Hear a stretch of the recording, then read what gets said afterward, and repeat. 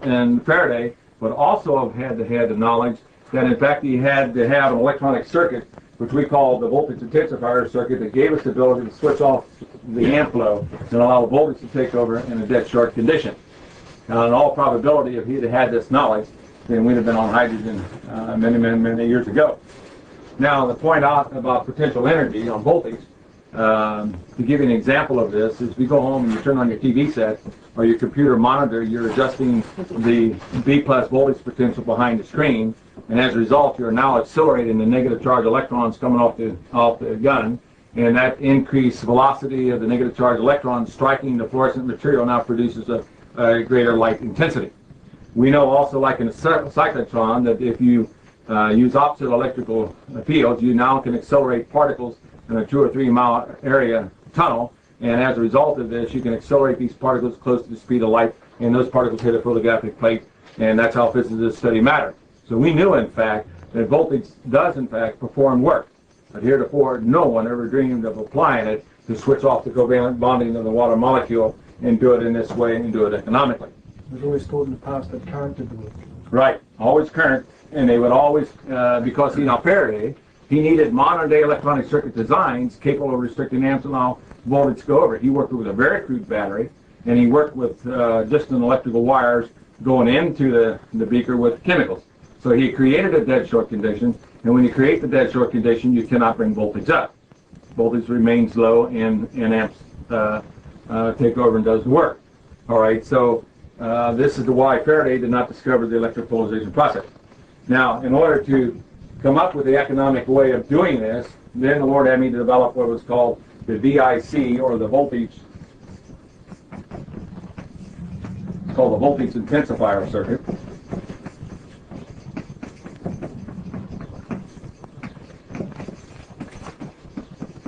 Which gave us abilities now to restrict the amps and allow voltage to take over. Now, as you know, or who's electronic people in here? Oh, praise the Lord. Okay, whenever electronic people can understand this far easier than physicists. Physicists deals with strictly the nucleus of the atom, and electronics deals with the movement and deflection of electrons, and that's exactly what we're talking about, moving and deflecting the electron. And in the electronic circuit, it's clearly proven by Coulomb's and Newton's second law, you can use electrical force to move electrically charged particles in an electronic circuit. Is that not the basis of electronics? Yes.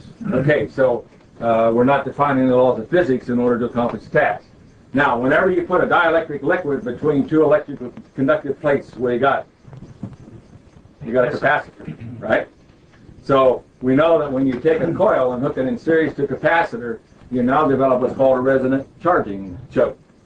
So now I've set up 2 charging chokes on opposite side of the capacitor. And I'm now allowing the water and the properties of water now to become the property or the component part of the electronic circuit. So we now know that on a resonant charging choke, that when I put in a switching diode in here, then as I would pulse the circuit, then these coils would become energized, and they would create an electromagnetic field which acts as an electronic choke, right? The electrons coming off of here has an electromagnetic field, and as a result, when these coils develop their magnetic field, it now chokes off and prevents electron flow from occurring.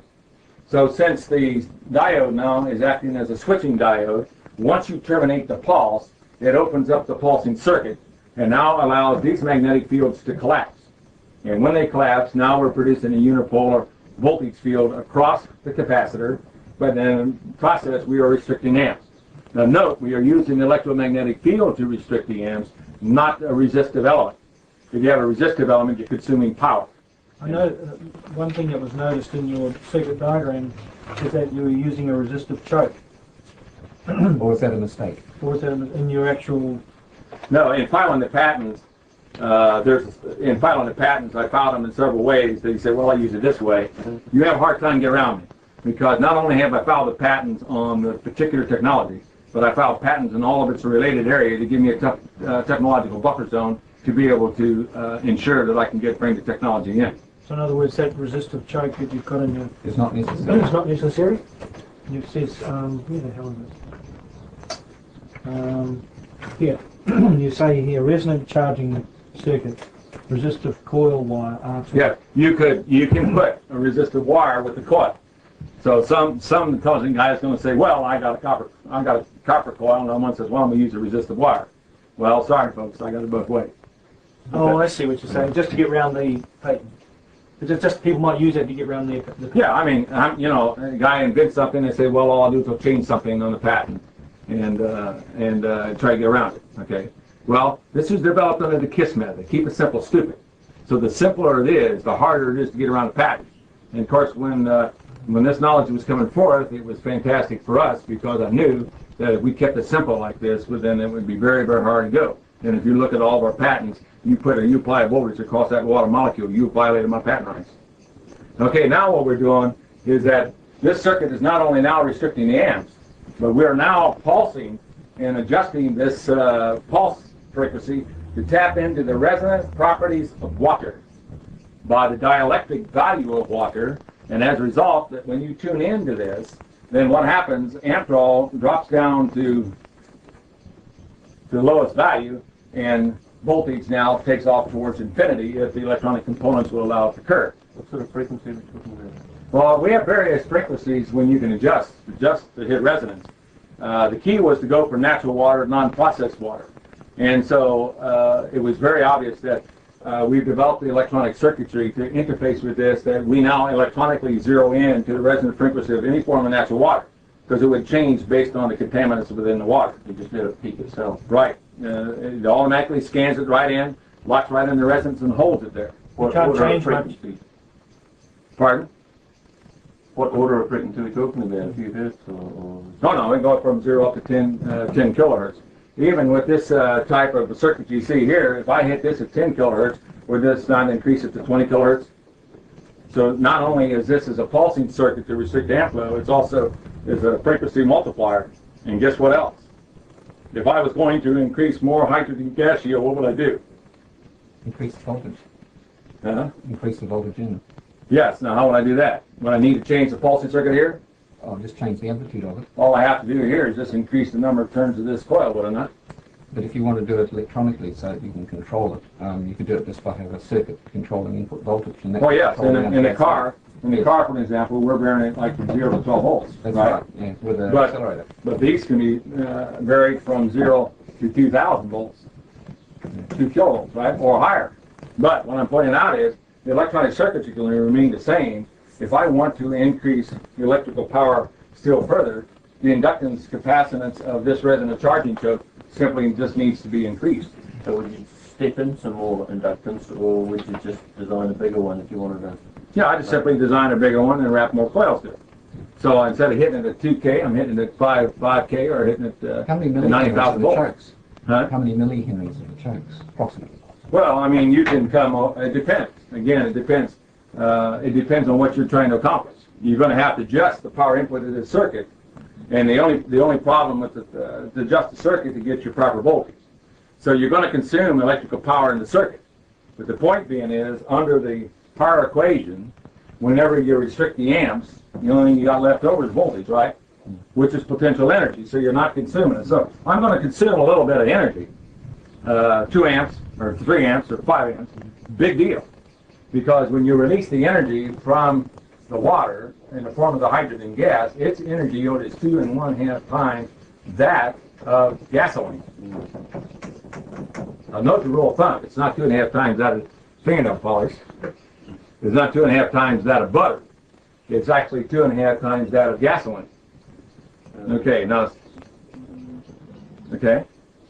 All right, so now the VIC unit was experiment in developing to restrict the amp flow and allow voltage to take over to release the hydrogen and oxygen gas from water. What sort of frequency is this that you really operate in, and when you're using, say, just an ordinary tap water or something? What sort of frequency does it normally work? Well, it'll vary from 0 up to 10 kilohertz is what we've been working in the range. If you go up into the megahertz range, then you're getting a more exotic type of electronic components, which is not necessary. You can peak it a little bit further, but it isn't going to do any good. The action is really hitting it with the voltage when you're tuning into the resonance. And when you hit in the resonance under this condition, then the water molecule just falls apart. Okay, so That's what I'm asking. What is the resonance frequency of water? Yeah, and based on different, natural like well water, rainwater, city water, ocean water, okay, they have different contaminants, anywhere from 2 parts per million to 20 parts per million, up to 40 parts per million, okay? So resonance can occur anywhere in our area. And the other factor that affects resonance is the rate by which the gases is going through the resonant cavity. And so that can change.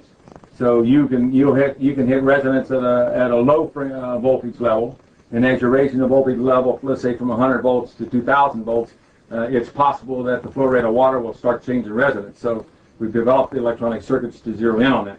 So it's a very broad range. The beautiful thing I like about it is it's in the audio range, so it's just like using audio transformers. You can accomplish the task. Now, if you want to go up and zero it up or fine for a particular application, that's fine. But the key was to keep using natural water. If I use natural water or rainwater, is it costing me anything? So the 3 components I'm using in the operation of the fuel cell is stainless steel 304 material, which you don't need to replace. So am I complying with the law of economics? The second one is I'm using natural water. Does it cost me anything for natural water? We had a lot of rain around here the other